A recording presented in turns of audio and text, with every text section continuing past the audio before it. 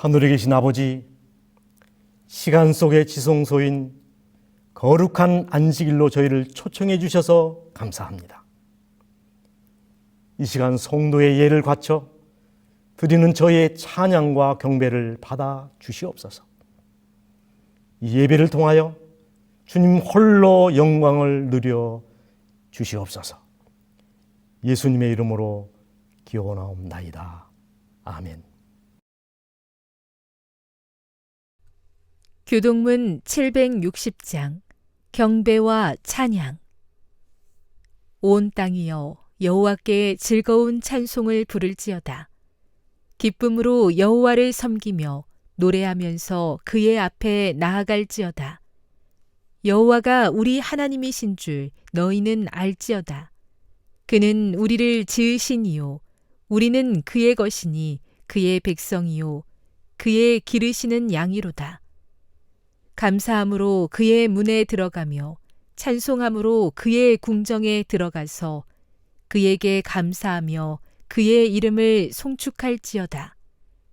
여호와는 선하시니 그의 인자하심이 영원하고 그의 성실하심이 대대에 이르리로다.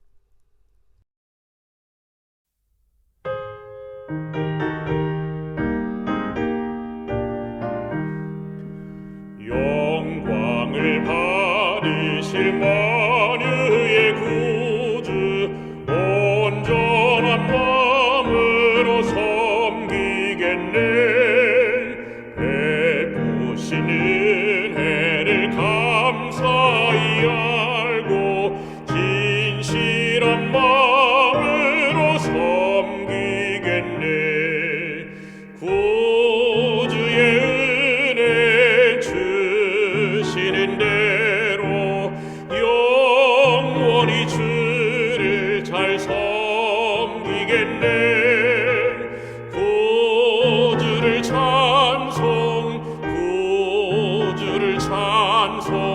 생명을 주시는 구주로다. 구주를 높이고 잘 공경하며 온유한 마음으로 섬기겠네. 주 예수 안에서 즐거워하며 증성을 다하여 섬기겠네. 구주의 은혜 주시는 대로 영원히 주를 잘 섬기겠네. 구주를 찬송 생명을 주시는 구주로다.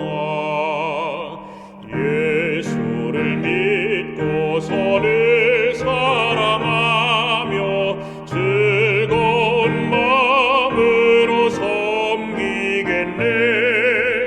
온 마음을 드리고 자복한 후에 구주만 영원히 섬기겠네. 구주의 은혜 주시는 대로 영원히 주를 잘 섬기겠네. 구주를 찬송 생명을 주시는 구주로다.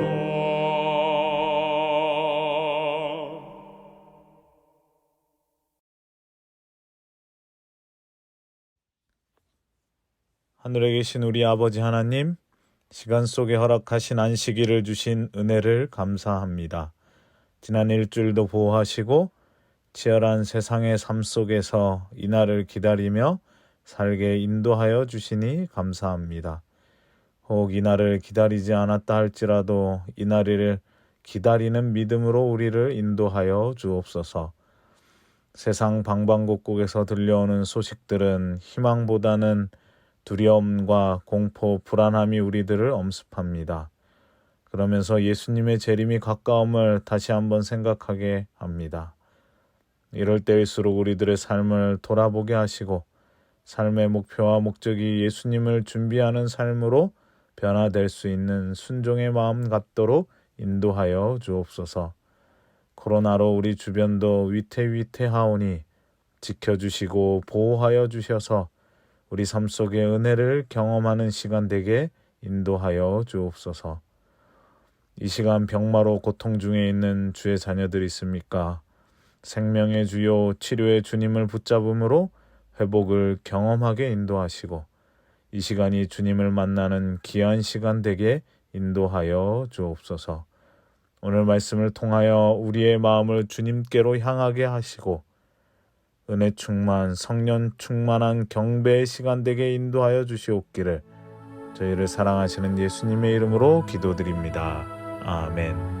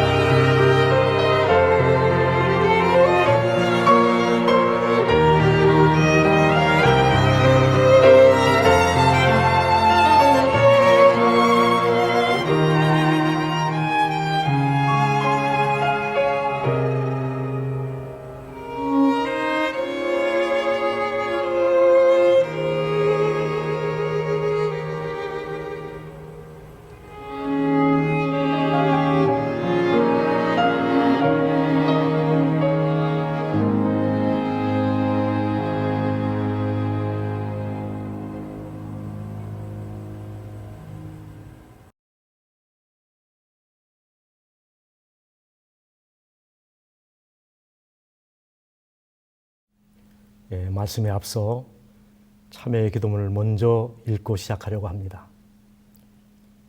코로나 시대의 참회 기도.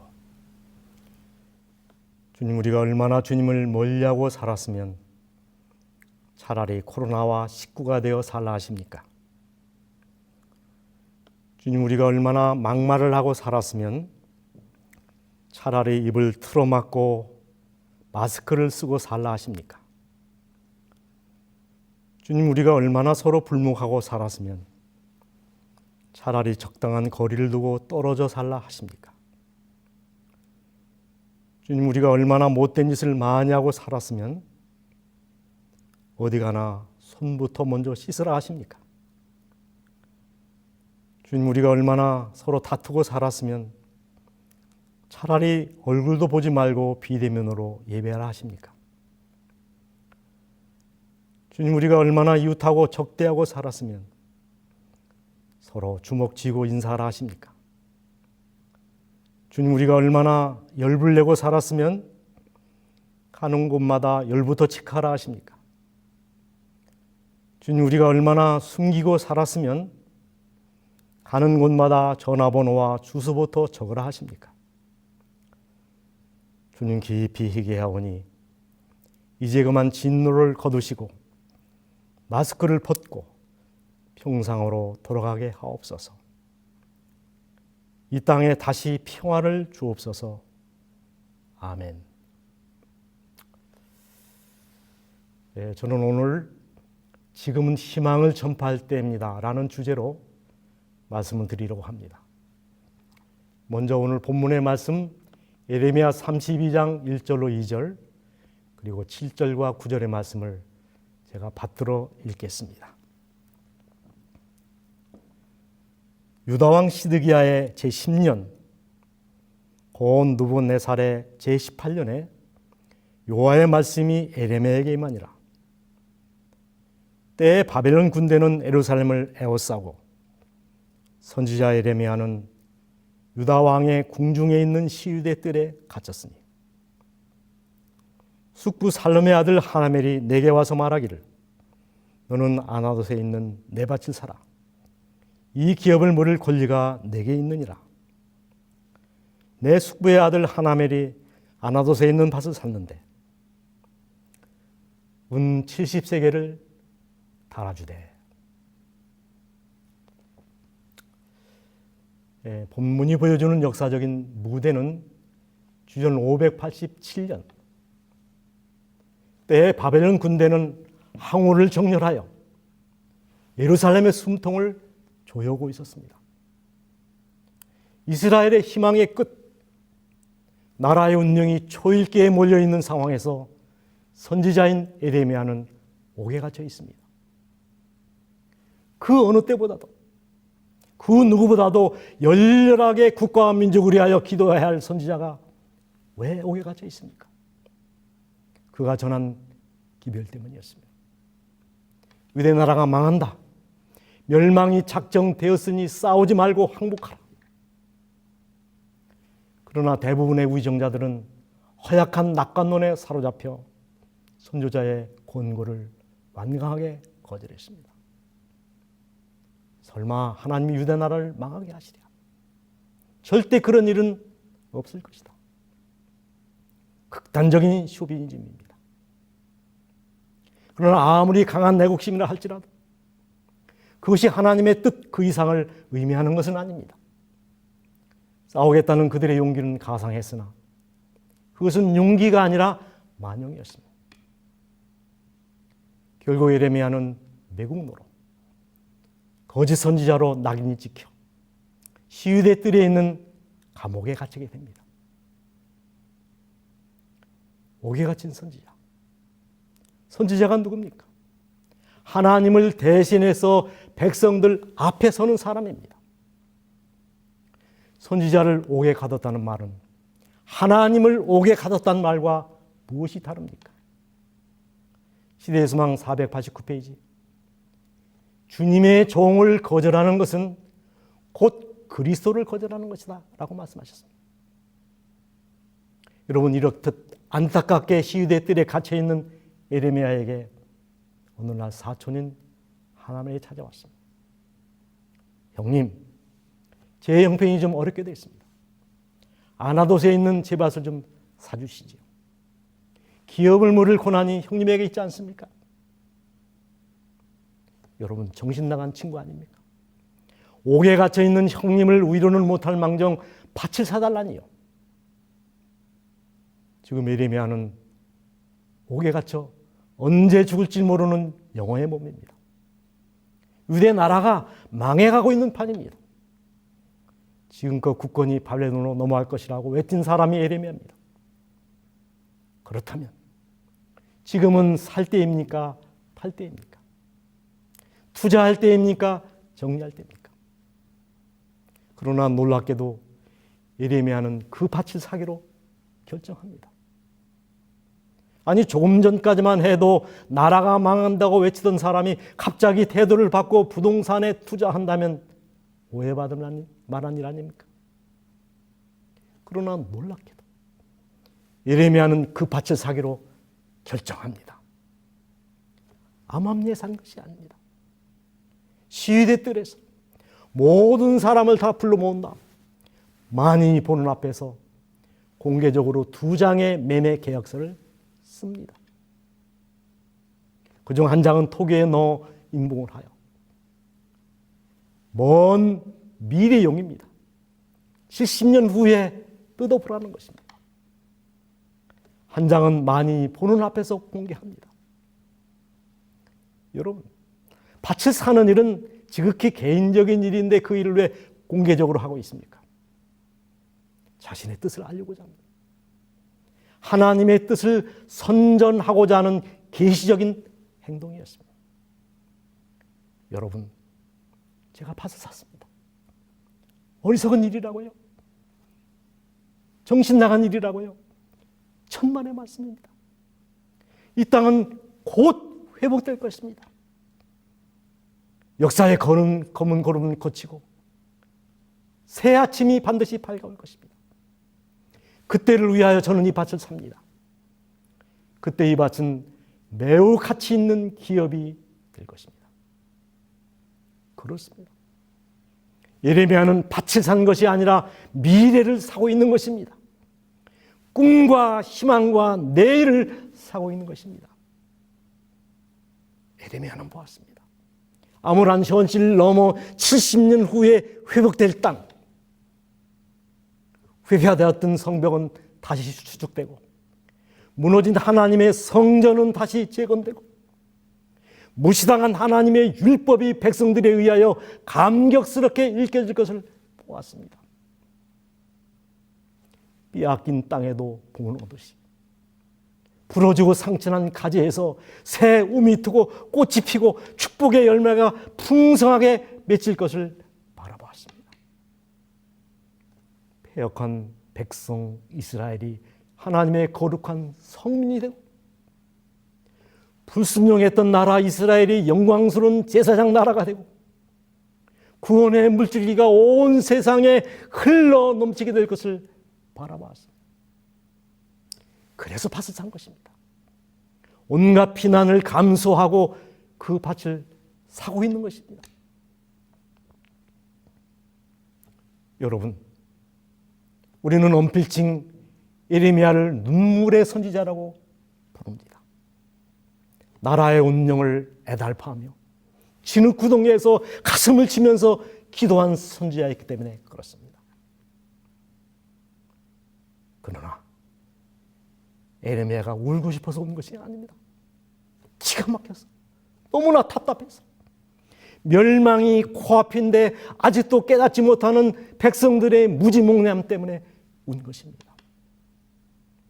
그렇다면 여러분, 우리가 살고 있는 지금은 어떤 시대입니까?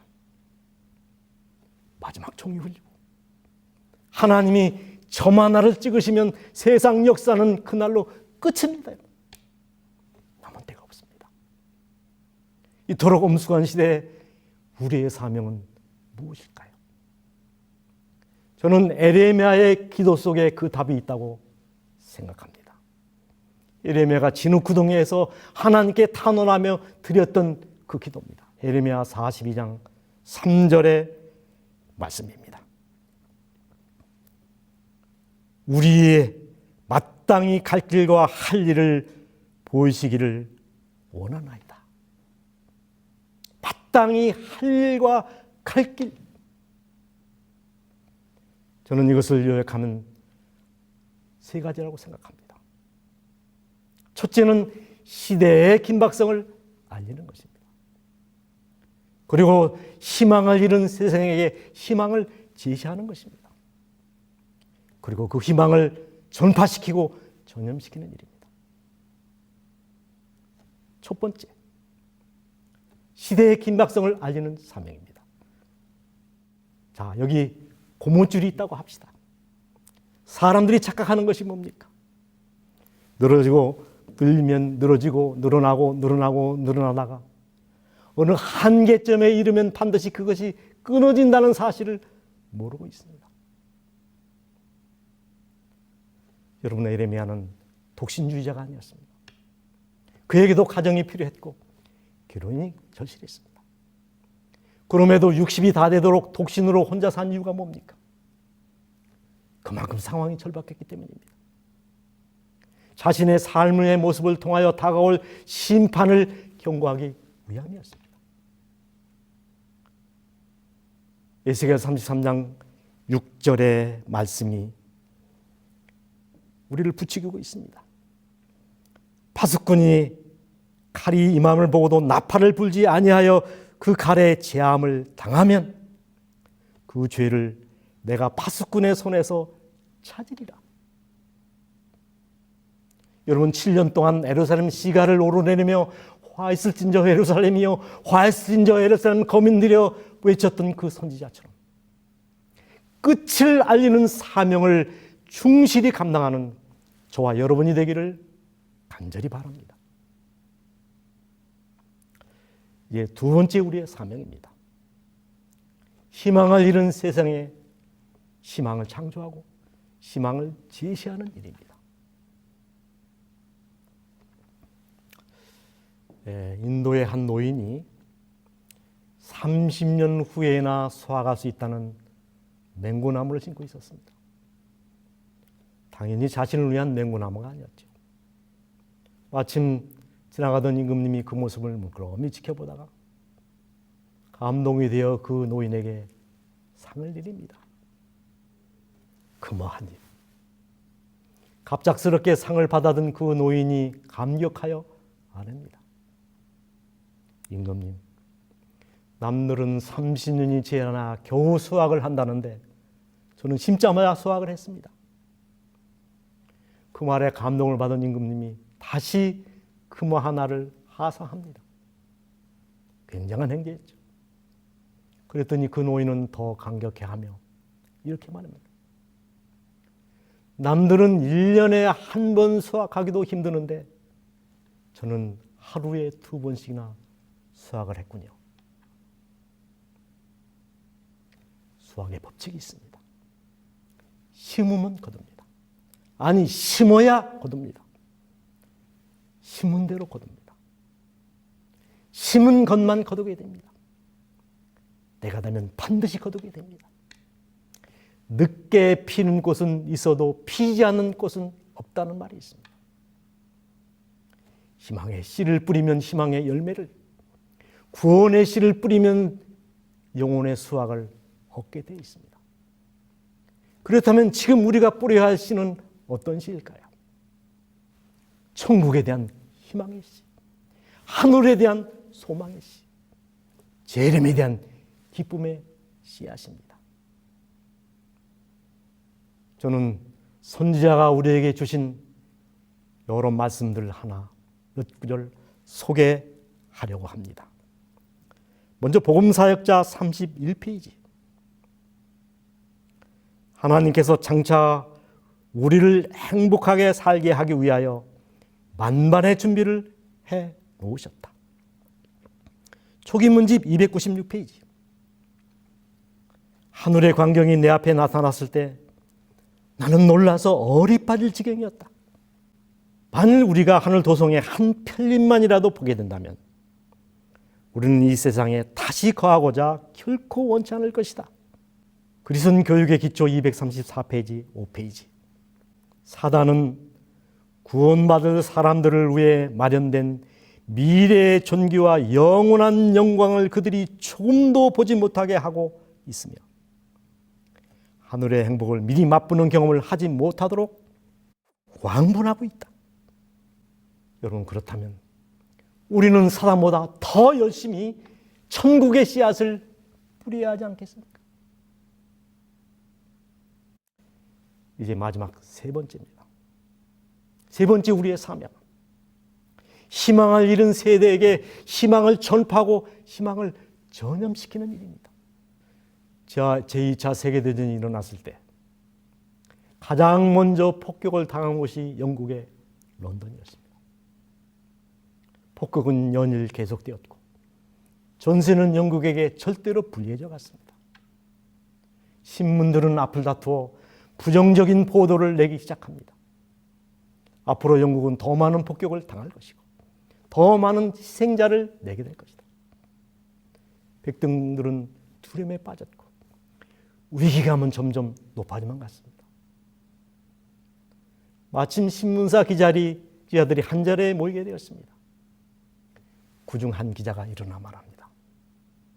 여러분, 이렇게 어려울 때에는 비판이 먼저가 아니고 위로와 격려가 먼저라고 생각합니다. 이제부터라도 희망을 문자화하고 희망을 전파합시다.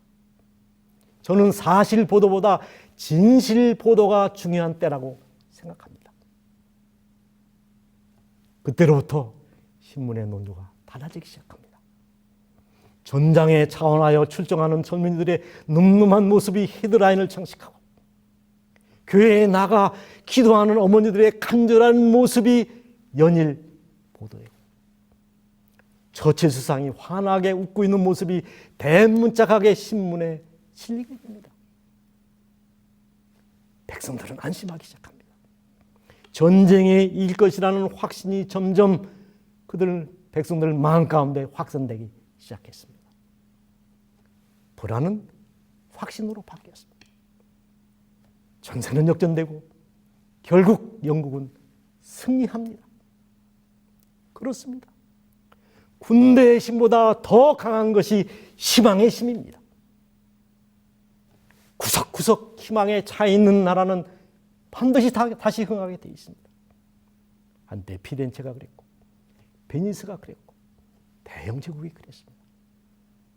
여러분, 돈이 없는 교회가 가난한 교회가 아니라 꿈과 비전이 없는 교회가 가난한 교회입니다. 재정이 없는 교회가 가난한 교회가 아니라 미래가 없는 교회가 가난한 교회라고 생각합니다.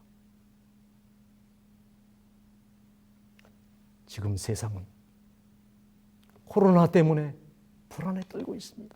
희망을 잃었습니다. 코로나가 언제 끝날지, 왜 이런 재난이 꼬리를 물고 일어나는지 답을 아는 사람은 오직 한 무리 재림 성도밖에 없습니다. 요타의 교회를 오래 다닌 사람들입니다. 강신술이 무엇인지, 짐승의 표, 일요일 점령, 조사 심판, 이런 말들은 방언과 같은 말들입니다. 그들에겐 요한계시록이나 다니엘은 아예 인봉된 책입니다. 이때 우리가 침묵하면, 지금 우리가 잠잠하면 세상에는 희망이 없습니다. 우리가 잠잠하면 세상은 정말 끝장 멸망입니다. 그래서 우리의 사명이 큰 것입니다.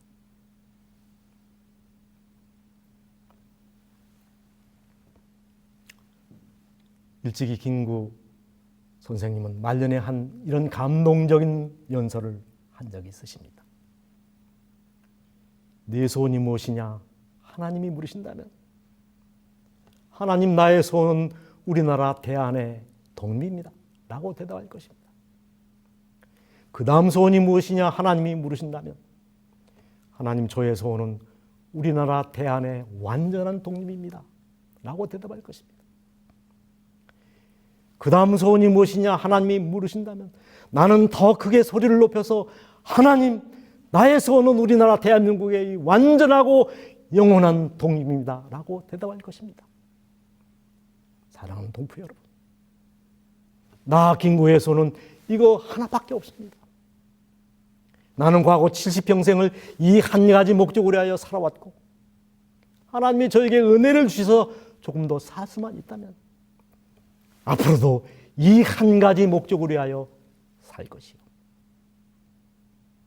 정말 우국지사다운 마음의 소원이라고 생각합니다. 그렇다면 재림 성도로서 여러분과 저의 소원이 무엇입니까? 주께서 맡겨준 사명을 어서속히 마친다. 그런 강가에서 주님과 함께 영원히 사는 것이 아니고 무엇이겠습니까?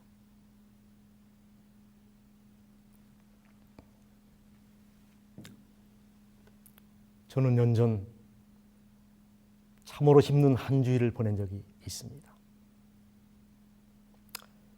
목회를 하면서 제 마음에 메아리로 남아있던 몇 분들, 정말 그 이름을 부르기조차 아까운 몇 분들이 며칠 사이에 총총히 세상을 떠났기 때문입니다. 그 중에 한 분이 우리 홍광희 목사님 사모님 되시는 황치신 사모님입니다. 저는 연수원 초창기 한 5년 동안 우리 목사님 네 분과 함께 사역을 하면서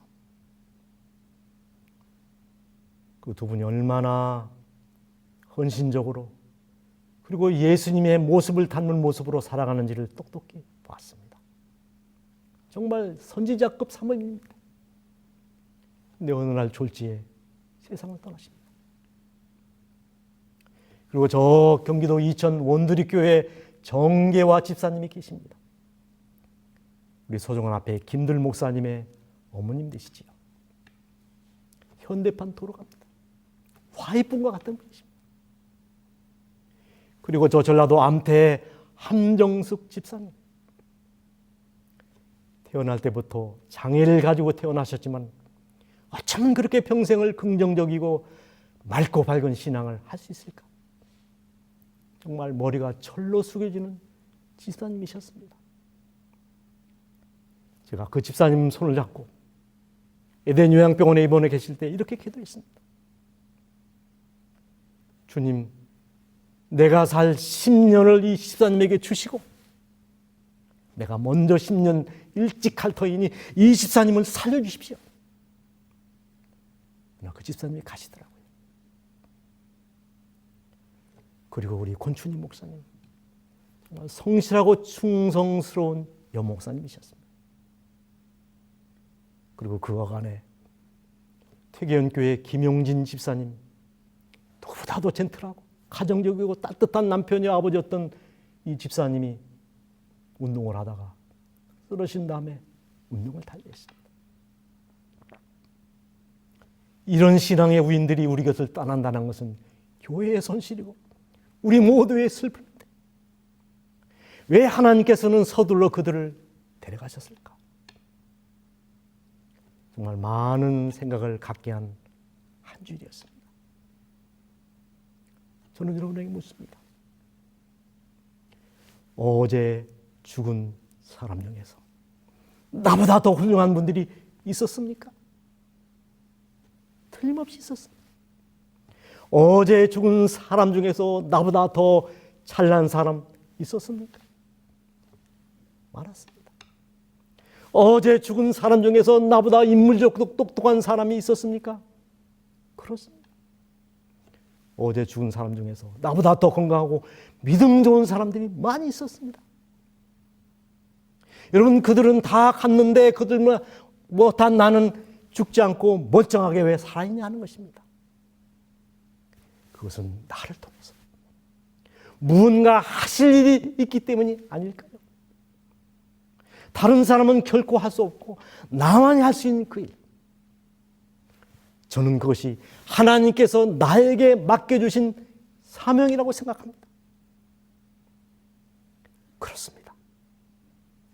죽은 에레미야가 부활하여 진흙구덩이에서 나를 대신하여 울어주지 못합니다. 사도 바울이 부활하여 우리를 대신해서 세천사의 기별을 전해주지 못합니다. 모세가 하늘에서 다시 내려와서 우리를 가나안 땅으로 인도해주지 못합니다. 이제는 정말 우리 차례입니다. 하나님께서는 내가 여러분이 헌신하기를 원하십니다. 우리가 십자가를 질 차례입니다. 하나님의 피 맺힌 소원을 풀어드릴 마지막 주자들은 에레미야가 아니라 모세가 아니라 바울이 아니라 바로 여러분과 저, 여러분과 저라는 사실입니다. 여러분, 세상에 학벌 좋고 문벌 좋고 가쳐온 사람들이 그렇게 많은데 나처럼 부족하고 연약한 사람을 부르신 목적이 무엇일까요? 역사의 마지막 장, 마지막 페이지에 마지막 마침표를 찍기 위하여 여러분과 저를 부르셨다는 사실을 믿으십니까? 그렇다면 우리 주님께 우리 삶을 들여 헌신하고 충성을 다하십시다. 하나님의 은혜가 여러분과 저의 일생에 함께 하시기를 간절히 바라면서 오늘 말씀을 줄이겠습니다.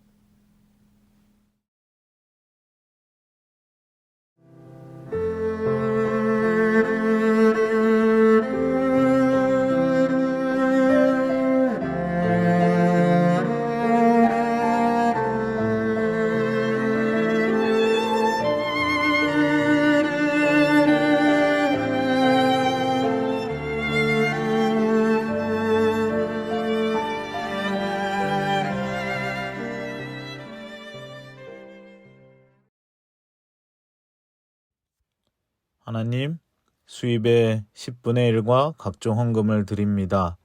헌금을 드리기 위한 과정이 얼마나 치열하였습니까?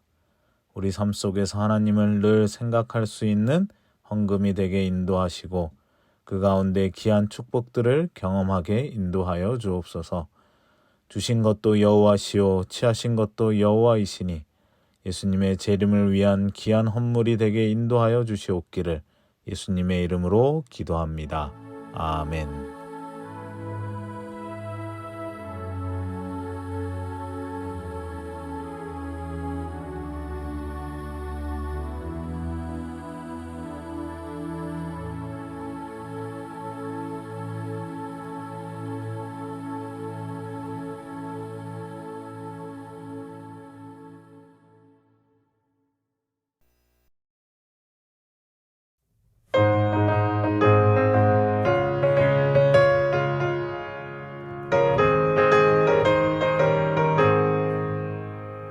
주가 주신 약속 위에 굳게 서 영원토록 주를 찬송하리라. 소리 높여 주께 영광 돌리며 약속 믿고 굳게 서리라. 굳게 서리 영원하신 말씀 위에 굳게 서리.